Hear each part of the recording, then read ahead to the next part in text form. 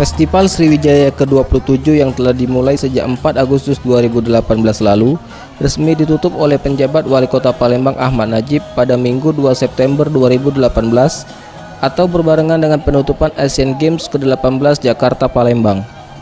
Dalam penutupan ini juga turut dihadiri Asisten Deputi Pengembangan Segmen Pasar Personal Raseno Arya serta Kepala Dinas Pariwisata Sumsel Iren Kamelin Sinaga. Ketika ditemui, PJ Wali Kota Palembang Ahmad Najib mengatakan, rangkaian Festival Sriwijaya 2018 dimaksudkan dalam salah satu upaya mensukseskan Asian Games melalui event budaya. Tidak hanya sebagai media eksplorasi diri bagi para seniman, namun Festival Sriwijaya ini juga memiliki kaitan dengan sejarah bumi Sriwijaya.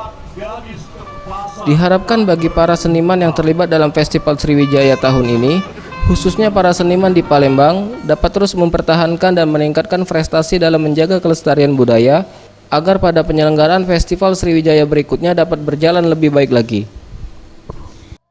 Untuk prestasi Palembang sendiri kan sudah sempat ada beberapa yang selamat. Gimana, Pak? Ya, saya berharap prestasi ini bisa ditingkatkan dan prestasi ini dipertahankan supaya apa yang sudah kita kerjakan ini dapat diperluas dan tahun depan juga kita lebih tingkatkan lagi. Dalam kesempatan ini juga PJ Wali Kota Palembang secara langsung menyerahkan hadiah kepada seniman yang menjuarai Festival Sriwijaya ke-27. Tim Liputan Sriwijaya TV.